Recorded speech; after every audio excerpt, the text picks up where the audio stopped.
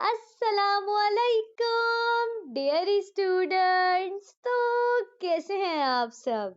तो आज की ये वीडियो आप सब लोगों के भरपूर रिक्वेस्ट पर बनाई जा रही है। जी हाँ, आज की इस वीडियो के अंदर हम क्लास सेकेंड ईयर के बॉटनी के शॉर्ट क्वेश्चंस को डिटेल में डिस्कस करेंगे और इंशाल्लाह अगर आपने इस टारगेट पेपर से तैयारी कर ली तो फिर आप लोगों के एग्जाम में अच्छे नंबर आने से कोई नहीं रोक सकता।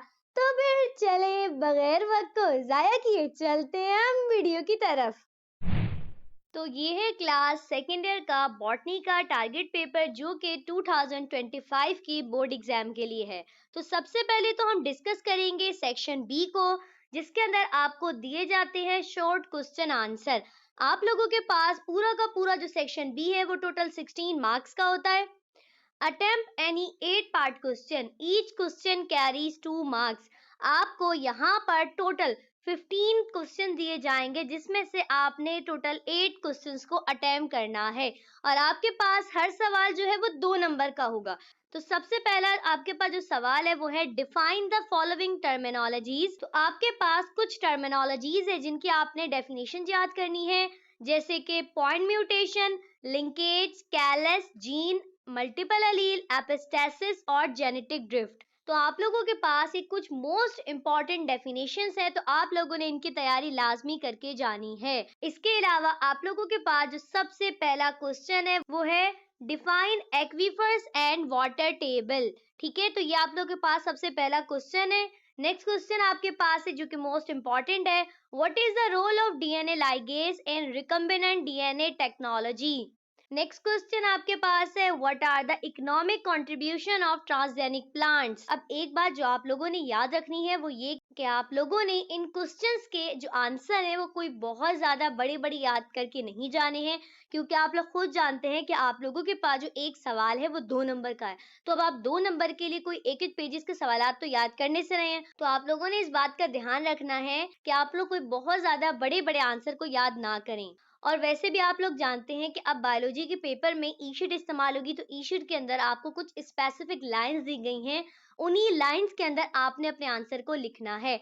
तो आप लोगों ने याद करने से पहले देखना है कि आप लोगों को ई शीट के अंदर कितनी लाइंस दी गई हैं, आपने भी अपने आंसर को उतना ही याद करना है कि उन लाइंस के अंदर आ जाए। ठीक है, और ई शीट की वीडियो मैं अपने चैनल के ऊपर डाल चुकी हूँ, तो अभी तक वो स्टूडेंट जिन्होंने ई शीट को नहीं देखा है तो फटाफट जाकर उस वीडियो को वॉच करें। उस वीडियो का लिंक मैं डिस्क्रिप्शन में दे दूंगी। नेक्स्ट क्वेश्चन आपके पास है what is probability, how does probability relate to genetics. ये क्वेश्चन भी मोस्ट इंपॉर्टेंट है, तो आपने इसकी भी बहुत अच्छे तरीके से तैयारी करके जानी है। अब जरा हम बढ़ते हैं नेक्स्ट क्वेश्चन की तरफ, जो कि आपके पास है why replication is called semi conservative process. Next question आपके पास है name any 4 blood group system and their antigen. ये क्वेश्चन भी बहुत छोटा सा, बस आपने 4 ब्लड ग्रुप सिस्टम के नाम याद करने हैं और साथ में उनके एंटीजेंस भी याद करने हैं। नेक्स्ट क्वेश्चन आपके पास है give evidence of evolution from biogeography और एनाटॉमी। ये क्वेश्चन भी काफी ज्यादा इंपॉर्टेंट है, तो आपने इसकी भी बहुत अच्छे तरीके से तैयारी करके जानी है। नेक्स्ट क्वेश्चन आपके पास है explain process of DNA replication. अच्छा, ये जो क्वेश्चन है ना, ये आप लोगों के पास बॉटनी के पहले चैप्टर का क्वेश्चन है। अच्छा, ये क्वेश्चन है लॉन्ग का, तो मैं आपको सजेस्ट करूंगी कि आप इस क्वेश्चन को लॉन्ग में याद करें। मतलब देखिए, इस क्वेश्चन के लॉन्ग में आने के चांसेस तो इतने ज्यादा नहीं है, लेकिन एग्जामिनर ना इस लॉन्ग क्वेश्चन से काफी ज्यादा शॉर्ट क्वेश्चन बना देता है। मतलब अगर आप ये वाला लॉन्ग याद कर लेंगे ना, तो इसी लॉन्ग से आपके काफी सारे शॉर्ट कवर हो जाएंगे। अब मैं आपको एग्जाम्पल के तौर पे बता भी देती हूँ कि कैसे इस लॉन्ग के अंदर से एग्जामिनर शॉर्ट बना के दे सकते हैं। जैसे कि वो कहेगा give the name of enzymes involved in replication of DNA, also give their brief functions. तो ये जो क्वेश्चन है इसका आंसर आपको इसी सवाल के अंदर मिल जाएगा। इसके अलावा what are leading and lagging strands of DNA, तो इस क्वेश्चन का आंसर भी आपको इसी लॉन्ग के अंदर मिलेगा। इसके अलावा भी इस लॉन्ग के अंदर काफी सारे ऐसे पॉइंट्स हैं जिसको एग्जामिनर शॉर्ट में दे सकता है। अब एक बात आप लोग याद रखिएगा कि आप लोग ये मत सोचिएगा कि अब आपका जो बॉटनी का या जोलॉजी का जो पेपर होगा वो बिल्कुल ऐसा होगा जैसे 9 मैट्रिक में होता था, मतलब जो बुक में सवाल देंगे एज इट इज वो आगे, बिल्कुल भी ऐसा पेपर नहीं होता है।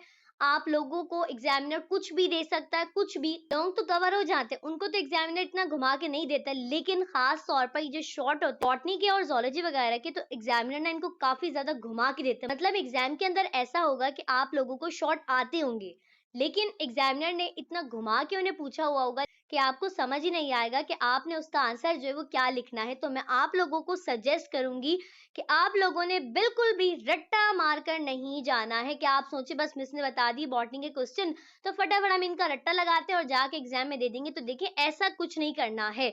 जो भी एक एक शॉर्ट का सवाल है आपको पता होना चाहिए कि आपसे पूछा क्या जा रहा है और आप इसका जवाब क्या दे रहे हैं। जी हाँ, देखिए लाजमी नहीं है जो मैंने आपको सवाल दिया है बिल्कुल एज इट इज सवाल आपको एग्जामिनर दे दे। एग्जामिनर इसी सवाल को मुख्तलिफ तरीकों से भी दे सकता है। तो अगर आपका कॉन्सेप्ट क्लियर होगा तो फिर आप उसको लिख सकते हैं। लेकिन अगर आप रट्टा मार के गए होंगे, आपने बस देखा ये सवाल है और इसका आंसर यही है, तो फिर तो आप फंस जाएंगे। आप सोचेंगे बस वही सवाल आएगा तो मैंने आंसर वही लिखना है। लेकिन मे भी पॉसिबल है कि एग्जामिनर उसी सवाल को थोड़ा सा घुमा के दे दे कि आपको समझ ही ना आए कि ये पूछा क्या जा रहा है। तो मैं आपको सजेस्ट करूंगी कि याद करने से पहले आपको पता होना चाहिए कि आप क्या याद कर रहे हैं, क्या लिख रहे हैं, आंसर क्या है और क्वेश्चन क्या है, दोनों आपको पता होने चाहिए। इसी तरह लॉन्ग के अंदर भी ऐसा होता है। आप लोगों ने बॉटनी या जोलॉजी में जो लॉन्ग याद किए हैं, एग्जामिनर उनसे भी कोई ना कोई शॉर्ट बना के भी दे सकता है। तो बस मेन चीज आप अपना कॉन्सेप्ट क्लियर रखिएगा कि आप क्या याद कर रहे हैं। और जब आप लोगों के पास पेपर आए तो घबरा नहीं जाइएगा कि ये क्या है, क्यों है, कैसे है, बल्कि रिलैक्स रहिएगा, पढ़िएगा सवाल को और डायरेक्ट सवाल देखते सार बस लिखने नहीं बैठ जाइएगा। बस सवाल देखा और लिखने बैठ के नहीं भाई हमें तो आता है तो देखें, ऐसा नहीं करेगा। पहले सवाल को अच्छी तरह पढ़िएगा, उसे समझिएगा कि एग्जामिनर आपसे पूछना क्या चाह रहा है। देखें, अब आप 9 मैट्रिक के स्टूडेंट तो है नहीं ना कि एग्जामिनर आपको बुक वाले सवाल देगा। अब आप लोग बड़ी क्लास में आ चुके हैं, फर्स्ट ईयर सेकेंड ईयर में अब आप लोग आ चुके हैं। तो अब एग्जामिनर चाहता है कि आप लोग खुद से लिखना सीखें, आपको पता हो कि आप क्या लिख रहे हैं। तो वो आपको डायरेक्ट बुक के क्वेश्चन बिल्कुल नहीं देगा, बल्कि वो इस तरीके से क्वेश्चन देगा कि वो देखना चाहता है कि क्या आप लोग पढ़कर आए हैं या नहीं आए हैं।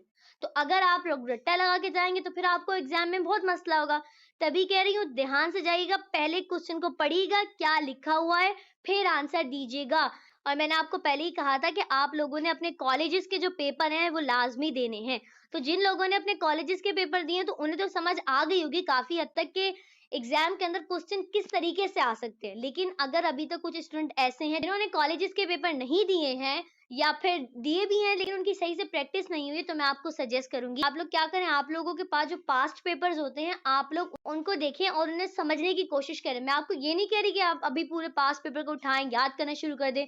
मैं जानती हूँ अभी टाइम कम है और आप लोगों का तो पहला पेपर ही बॉटनी का है। तो बस मैं ये कहना चाह रही हूँ कि आप लोग देखें कि आप लोगों से पूछा क्या जा रहा है। बस आप पास्ट पेपर उठाएं, उनमें देखें कि आपसे पूछा क्या जा रहा है, कि आपको इसका आंसर आता है या नहीं आता है।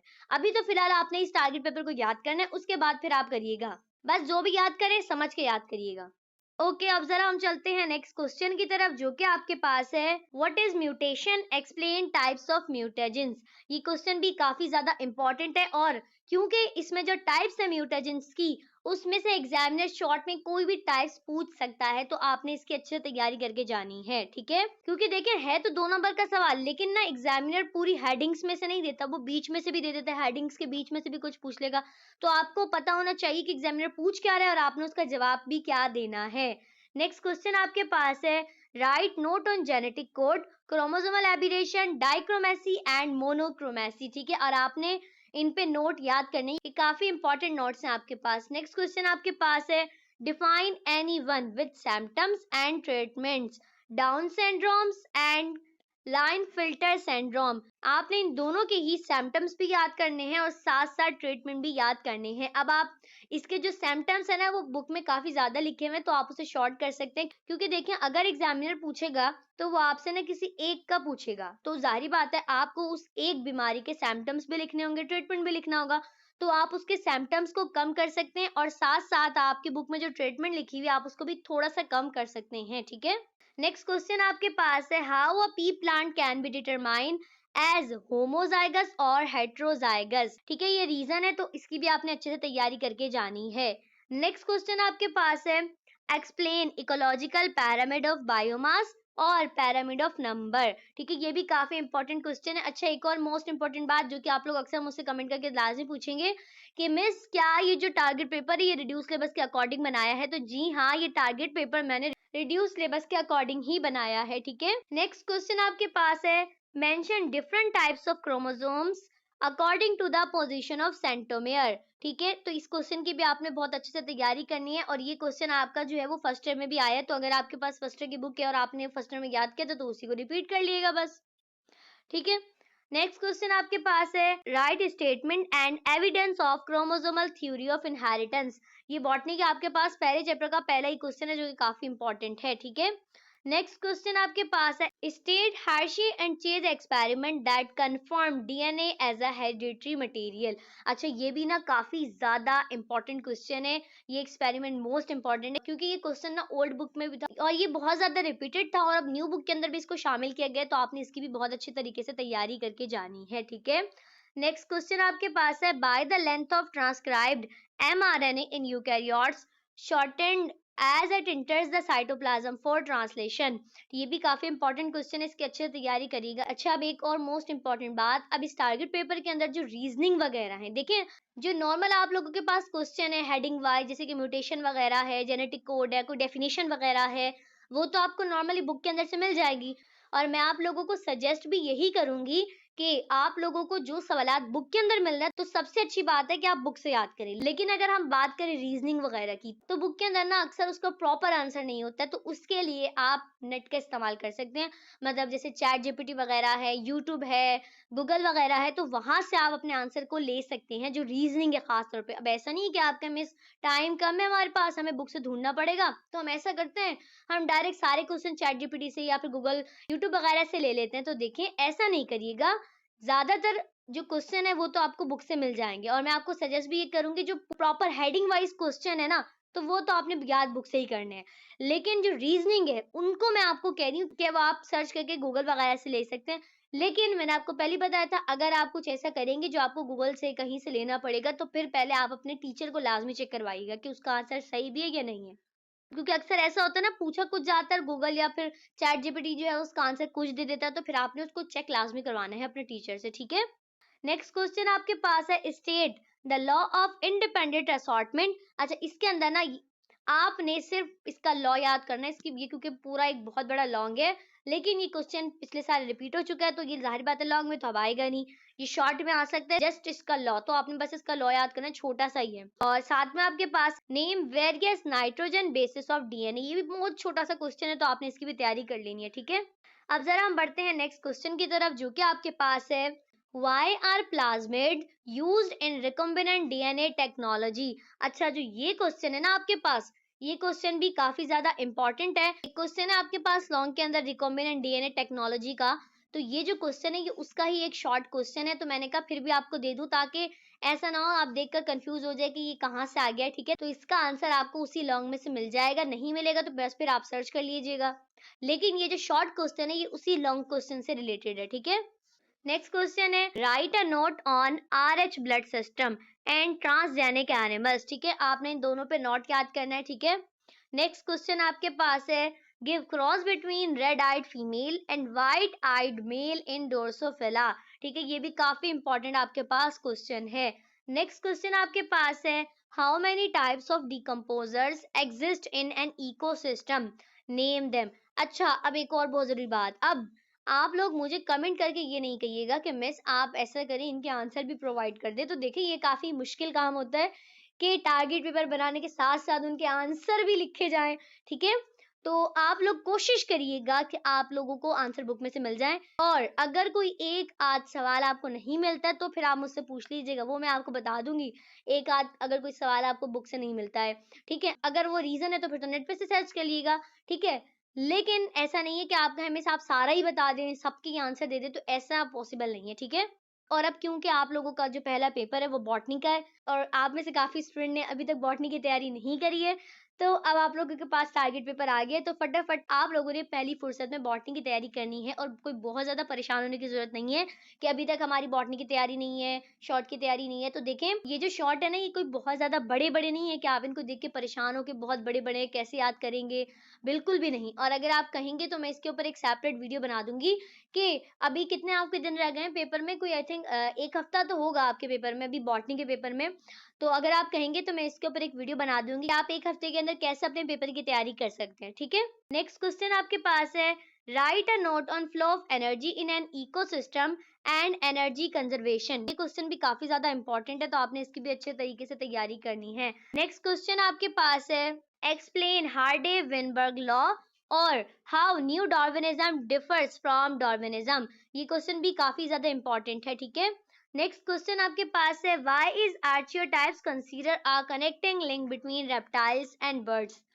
नेक्स्ट क्वेश्चन आपके पास है, define chromosomal mutation, also explain its group. अच्छा, ये जो क्वेश्चन है ना क्रोमोसोमल म्यूटेशन वाला, इसके 2 ग्रुप्स हैं, तो आपने उन दोनों ग्रुप्स को याद करना है विद एग्जांपल के साथ, ओके?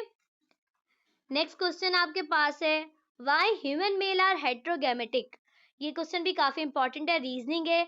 और describe the concept of trophic level, ये भी काफी इंपॉर्टेंट है। वैसे एक बात याद रखिएगा कि मैंने ना इस टारगेट पेपर के अंदर कोई बहुत ज्यादा एक्स्ट्रा क्वेश्चन को इंक्लूड नहीं किया है, और जिन क्वेश्चन को मैंने किया है वो मोस्ट इंपॉर्टेंट क्वेश्चन है, तो आप लोगों ने पहली फुर्सत में इसकी तैयारी करके जानी है।